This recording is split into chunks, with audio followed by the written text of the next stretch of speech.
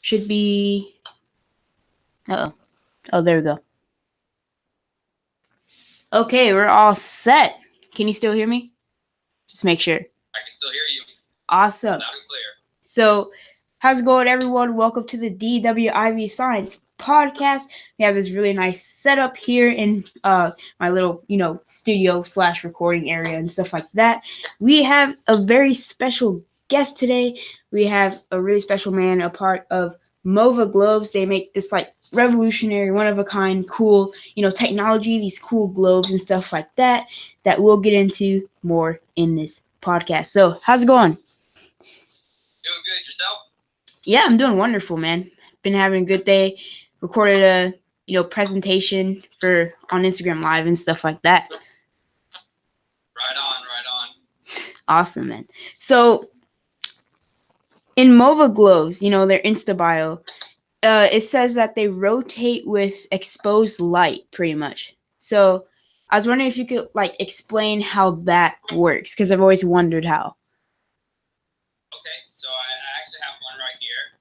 Nice. Most globes are fascinated because they're in a sense they're an optical illusion. So when you first see one, it looks like the complete unit spinning, but it's really two spheres. So it's a sphere within the side of a sphere. So the inner sphere is always rotating while the outside is staying stationary, whether it's on a base, whether it's in your hands. The outside is always staying stationary, and it's always the inside that's going to be moving for you. Now, on the inner sphere is where our motor is housed, and the motor receives its power from 3 solar panels. So the graphics are dark enough that we can't see inside of the graphics, but light enough that light can easily travel through the graphics, activate the solar cells, and the solar cells will power on the motor and power on the energy to get the globe spinning. So any type of light source works fine for it, whether it's incandescent light, your bedroom lights, the sunlight, LED lights, any type of light source will be strong enough to penetrate the graphic, activate the solar cells, that will power on the motor for you. So very minimal energy is needed. Wow, that's really cool, man. That's creative. Yep, it is. I'm still kind of confused though, at the fact that it's an inside sphere that sphere and an inside is spinning. Exactly. So there's a level of liquid between the two spheres. So the liquid's there to create a frictionless environment. So if you think about it, the inside is floating in a level of liquid in between the outer sphere. So as you can see, I have my hands wrapped on it, but the globe's still spinning. So it's the inside sphere that's moving for you while the outside is always staying stationary. Oh, so the magic's all on. So it's really just all happening within the inside, and it looks like the outside is spinning. Exactly. So it's kind of an optical illusion. I like to say it's a sphere within a sphere. So you're seeing the inside move while the outside is staying stationary. Whoa, that's really cool. So when you're feeling it, it feels like it's stationary too when you hold it. Exactly. Because the outside is stationary. So the outside, no matter what you can't do, you can never flip the globe upside down. You can never rotate it. It's always the rotating on its own. So no matter what I do to the outer shell, I can't really affect the inner shell. Wow. It kind of reminds me how it's the inside of the earth and stuff like that. And there's a core inside the earth, and that core kind of controls some of what goes on in the outside and stuff like that. Exactly. So in our MOVA globe, our core would be our motor, and then the mantle would be the inner sphere, and then the truss would be our outer sphere there. Huh. Dude, that's awesome, man. Who came up with the idea? His name is Bill French. He's a physicist located also here in Southern California, and he came out with the idea out of fun. He wanted if he can make a self-spinning, rotating eyeball. Believe it or not, it was an eyeball that started co-creation, and he just had some spare time and played around with some things, and was eventually able to make his self-spinning eyeball. But then he decided that the technology was too cool that he had to put some application towards it, and then since it was a sphere, naturally he realized that he can make globes and maps and planets and things like that. So eventually evolved to us also making sports and art pieces too. Wow. Yeah, that's right. Don't you guys also have other planets? Do you have all the planets in the solar system in their own MOVA globe? We do. We we have all of the planets. We even still make Pluto, even though some people don't consider Pluto a planet. I was about to ask about that. We make Pluto, but in our smallest size. So Pluto's a mini, while the rest of them are larger size planets. Yeah, that makes sense because Pluto's a dwarf planet. Yeah. So we make all of the planets. We also make a moon. We make one of Saturn's moons, Titan, and then we also make Vesta, which is an asteroid. Is Titan the black one, or is that something else? It's something else, yeah. So Titan's one of Saturn's moons. It's one of their more well-known moon. It's one where they potentially have or think that there might be life forms. Be life there as well. So it's pretty fascinating. Wow, awesome. And I think it demonstrates something how, the physicist that created it, all he had was just free time. He didn't intend for it to be, a big thing. And yeah, I think that I always like to compare, physicists and scientists to just, kids, because kids are curious, and when they have free time, they like to create stuff. And, some kids even do stuff like that and create, big things. Yeah, just like anyone ever says, no idea is really a dumb idea. You just pursue your ideas, pursue creations, and you never know what it could lead to. Imagine if he made it into the eyeball and it was like tiny, and it was like, those camera eyeballs that people put in that, want to have a camera eyeball, and it just spins in their eye socket. It's crazy, dude. But yeah, what other, what about the cube one? The one where it has a globe inside a cube. How does that one work? Okay, so the cubes themselves are also encased in liquid. So we put one of our mobile globes completely encased in liquid, and it's very unique because there's actually two different types of liquid in there. And the liquids have the same refractionary level, so you can't tell that they're two different liquids. And the two liquids will never mix, similar to oil and water. So the two liquids themselves will never mix, so they'll always stay on two separate sides. And what's interesting is the liquids have different density levels, so they weigh differently. One of the liquid has a heavier density level than the globe, and one has a lighter density level than the globe. So that makes it that the globe itself will never float to the top or sink to the bottom, because it's always in one of the liquids that's either heavier than the globe or lighter than the globe. So it's always just finds that perfect middle ground there. Oh, wow. That's cool. It's like outside pressure basically keeps it into that one, area. Yeah, that's a good way to look at it too. Nice. Yeah, so and it's pretty cool because Bill French was able to find two liquids, or able to create two liquids that look identical to each other. So it's almost impossible to tell that there's liquid inside the cube, and also impossible to almost tell that there's two different liquids inside of there as well. So it's a very ingenious creation there. Yeah, and does the globe still spin inside the cube? Yep. So it's just like any of the other mobile globes. So it's always the inner sphere that's spinning. So as long as it has a frictionless environment, it's just like the liquid, it's able to spin without any outside interference.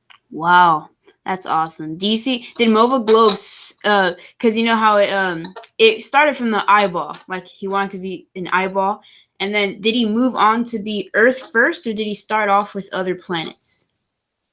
Earth first. So there was 4 Earth models that we came out with. Some of the more traditional graphics that people are used to when they see globes, such as relief maps, political maps, yellow antique maps, and silver and black maps.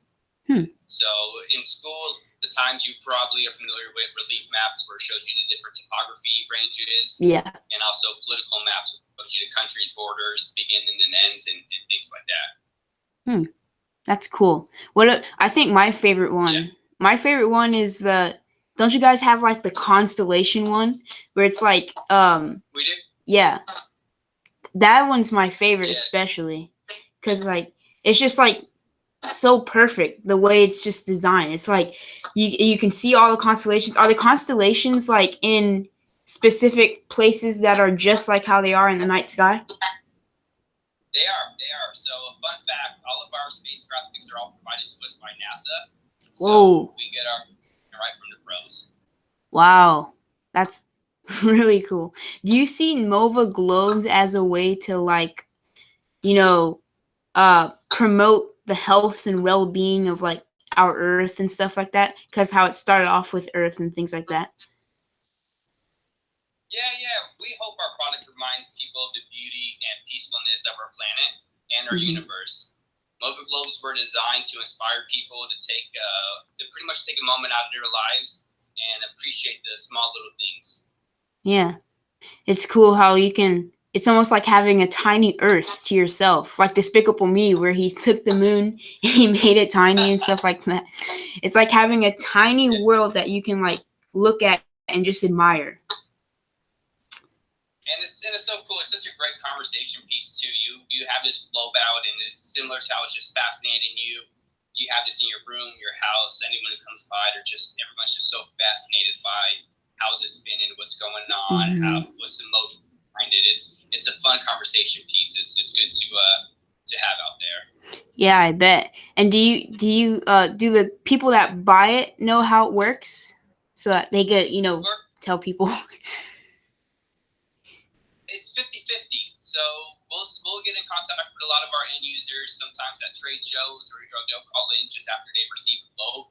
And some people have absolutely no idea how it works. They don't know. They're kind of looking to see how to turn it on. The magic behind that, simply tell them just put it on its base and it'll start spinning.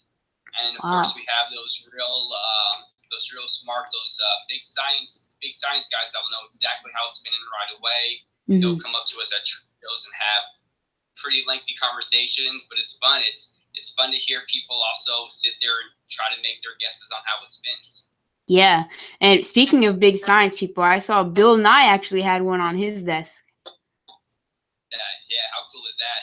That's awesome, dude. Like, Bill Nye is one of my like biggest role models, and that was so cool to see you guys' globe like on his desk and stuff like that. Yeah, it was awesome. I remember when we first came across the fact that he had a globe on a news article. So we saw a news article. It was unrelated to our product, but they were interviewing him, and on his desk we saw our globe. So a while after that, we reached out to him. Now we have a pretty good partnership with his planetary society there. But it's pretty awesome. Similar to you, as a kid in school, we would watch Bill Nye and his videos and things like that. So the fact that now I'm working with a company that's also, in a sense, working with him, and also he has our product, is really awesome. Yeah, dude. Also, I bet. Elon Musk with SpaceX has a globe, so we're getting out there pretty much. Yeah, dude. You guys are really reaching big people. That's really awesome. So he didn't. Started with Bill. Now we're at Elon Musk, and now we're up to Daniel Webster. So we're making our way up there. Oh, thank you, man. But I'm definitely not higher than Elon Musk though. But I appreciate it. So he actually bought one. You guys didn't just give it to him. Well, we're not sure exactly how he got it. If he was gifted from someone else, but we just know that he has a globe. Wow, that's pretty cool.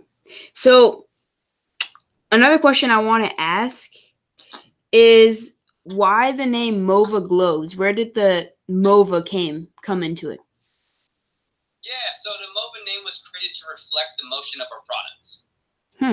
So MOVA is to take on the motion of the products and the fluidity of it. Oh, I see. So like mo and motion.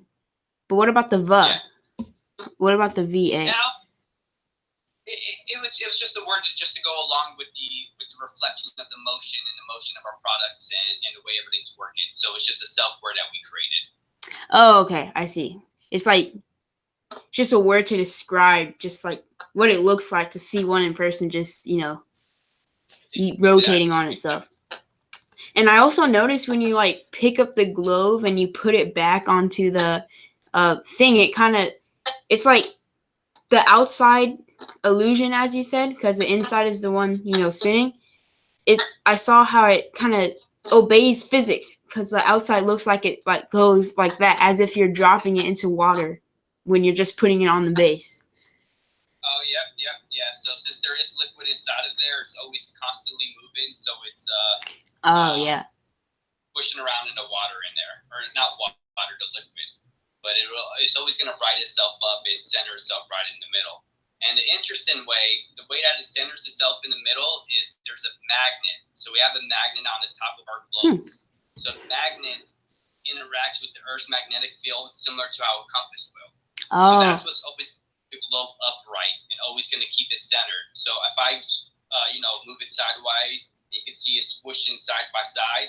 Eventually, it's going to get centered again because of the magnet lining itself with the Earth's magnetic field, and it holding it in place. Oh, okay, I see. But there's also a magnet. Magnet's an also factor which holds everything in place. And is the magnet like in a specific place so it doesn't interact with like the liquid or something like that? Like, is it encapsulated within there? Yeah. So the motor itself has a shaft on the top of it, and at the top of the shaft is a magnet. So the magnet's always going to be right up here at the North Pole. So the liquid is so everything's on the inner sphere. So the liquid itself is between the two spheres. So the liquid will never really go into where the magnet is. Oh, I see. So that said, you never really want to put your globes right around any metal or iron objects, because if you do that, you'll interact with the magnet and hold the globe in place. Oh, wow.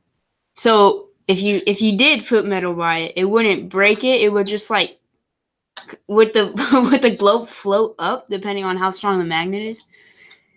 No, it won't float up, but it'll just stop. It'll completely stop. And then as soon as you remove the magnet, then it'll start rotating again. Oh, okay. I see. So in a sense, that's the only way you can really stop a globe is by holding a magnet on it or a metal object or something along those lines. Okay, I see. That's like really cool mechanics and really cool stuff how it works. I would have never I never expected it had liquid inside it. I never thought it did. I thought it was like I thought it had like a motor at the bottom or something that like rotates the whole thing from the inside or something crazy like that. But I think the liquid is what really makes it really cool, because you know how the liquid's just moving around in there. So if you just hold the sphere up and like move your hand around it, it almost looks like it's weird. Like it looks like magic almost. I saw that one post where that guy was doing that with the sphere and it looks like total magic. Yep. It's an optical illusion. Wow. It pretty much is magic if you think about it, because you know magic is optical illusion. Exactly. You guys they're should. Fun to do. Yeah, I bet they're really fun to use. You guys should get like a magician or something to like use it in one of his shows or something. Hey, we are doing a show in Las Vegas, a trade show in Las Vegas. So wow. I'll bring a magician out there. What exactly is like a trade show? I never understood what those are. So it's where companies such as ourselves will go and we'll showcase our products. So we'll have our products. Other people also sell similar products. We'll showcase, and it's just our way of getting our products out there to the general public to pretty much let people know, like, hey, we're here. This is what we make. These are the type of things we make, and they're available. So we look for stores that sell similar stuff that we carry, and hopefully that they would want to sell our globes as well. Yeah. So you guys offer like other stores to sell them too, almost like an affiliate? Well, they're like retail stores. So if you go to things for men in the mall or market store, things like that, you run into our globes. Oh, that's cool. So they're in brick and mortar too. Yes, exactly. Wow, that's really smart. And also it's like a perfect product too, because I like to study like business and marketing and stuff like that. And it's a perfect product because it's not just any old globe. It's like it does something special, and that's what people react to. It's something that does something that's not expected, and that's really cool looking. So it's like the perfect product. Oh, thank you. Yeah. And also, one more thing I wanted to ask also is, how did Elon Musk get it? Did he also, like, you guys don't know, or did he buy it or something? We don't know. He actually did a tweet where he tweeted our Mars planet. So he tweeted our Mars mobile globe planet, and he tweeted I want to say it's the same roadster that he put in, similar to the roadster Tesla that he shot up on in space. Yeah. So he had our Mars mobile globe, one of the roadster Teslas, just a mini model of it, and he had Rice Krispie treats. So he tweeted a photo of those three. Who knows the correlation of all three items? But hey, Just that's what we worried about there. Yeah, that's cool. That's random though. Like, why rice? Yeah. He's right? a Why rice? yeah. Sense. Mars makes sense, but why the Rice Krispie treat? That's what all the astronauts. There you go. Who knows? Yeah. Foreshadow. He's like, I guess he's just like a different thinking human being. Well, yeah, definitely he is. Yeah.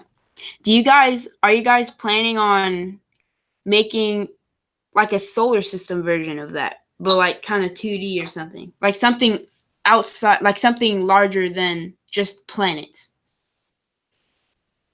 For now, we don't have any plans. We do sell them as a complete set, so you can order the complete set of planets, but we don't sell like one complete unit where we have all of the globes attached to each other.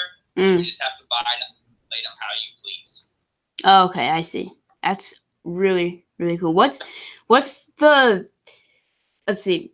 What's a MOVA globe that I haven't mentioned before that's really cool yet? What's one that you haven't mentioned? So we have some really cool globes from the late 1700s. Whoa. And what's unique about the photographers who made those maps, they make the globes just as they depicted the world at that time. So you'll see a lot of the countries and the continents spelled out as names as they were referred to at that time. And also when you see America, the 13 colonies on there. So it's a very old-fashioned map. So it's very cool, very popular. We make it in white and green. We call it our Cassini globe. So it's a very fascinating graphic. Wow, and you said 1700s. Is that when they were first created? Is way back then? Well, they have maps from. Okay. I don't know how long some of these maps were. I was just in Washington D.C. last month, and we saw some really old maps from the late 1500s, 1400s. So they have some maps from way back then. But the ones that we make a graphic from the late 1700s, about 1780s. So it's going to be just shortly after United States declared their independence. So it's only going to be the colonies on there. And there are only going to be certain countries and continents out there that they did discover at that time. And it's also cool because a lot of the traveling during that time was all by ships. So there's a lot of the routes that they've taken on that globe as well. Yeah, I bet. So they show the boat routes that they took on the globes. Exactly. Whoa, that's like something my history teacher would want to show us or something like that. Oh, you might have froze there. Hold on, we're having some technical difficulties. Let's see. Oh, I think you froze there or something. I don't know what happened.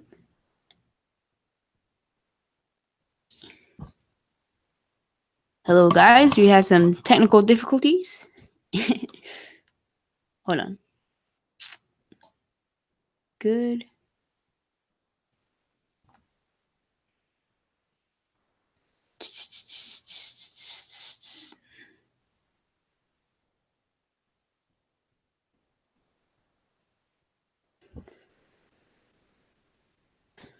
Let's see if it works. Contacting.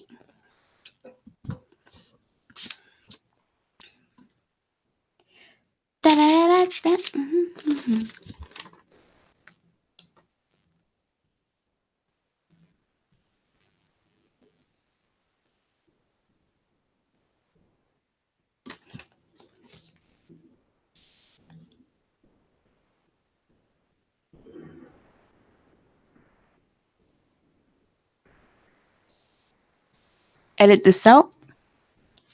Didn't join everyone.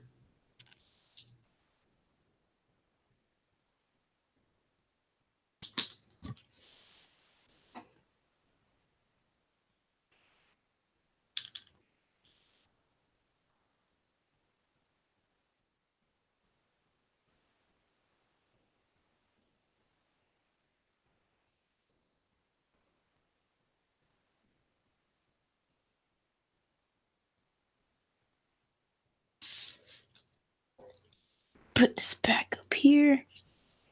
Just like that. Awesome. Awesome, awesome, awesome. Hello, hello, hello, hello.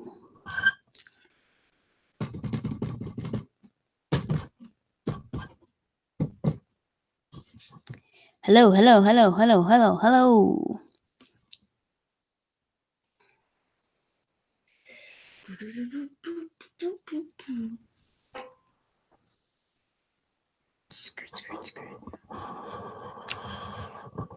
Didn't join.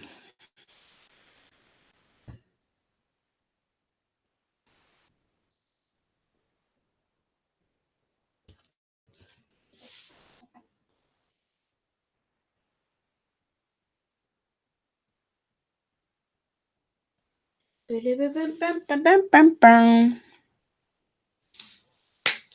can easily edit this out.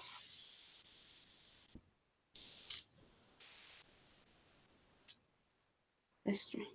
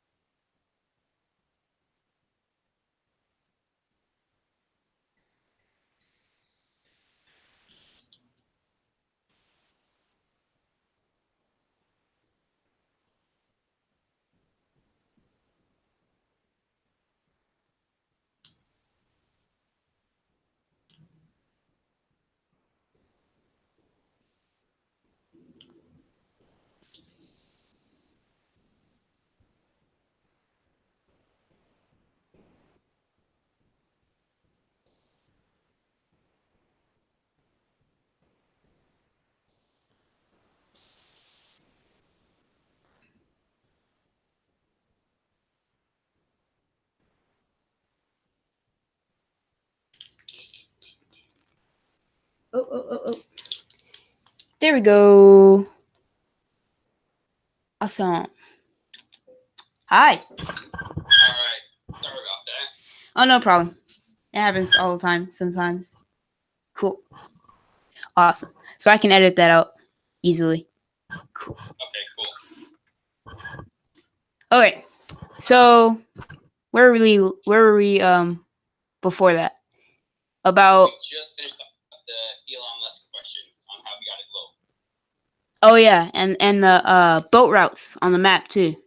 On the maps. Yes, that was it. Awesome. Good memory. Cool. Thanks. Let me restart the recorder. There you go.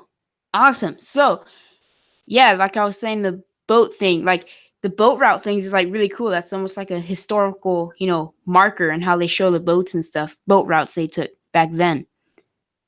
Exactly. It's like a little snapshot of history it always have. Yeah. And going back to when they're created, when did the physicists create the, MOVA globe type thing? So he created his first prototype back in 2003. That was just his own special creation in-house. He started making the MOVA globes as we know them today in 2008. Okay, right by the recession too. That's pretty cool. Yeah. So, yeah, we talked about boat routes. We talked about like all these cool stuff and the MOVA globes and how they work and the cubes and stuff. I wonder if you guys would like make a triangle, one in a triangle pyramid thing, to like the Egyptians and stuff like that. And do you guys have one with plane routes as well? We don't have anything with plain routes that we sell. We do make custom globes, so we have reached out to a lot of telecommunication companies. So we make globes that we have a lot of their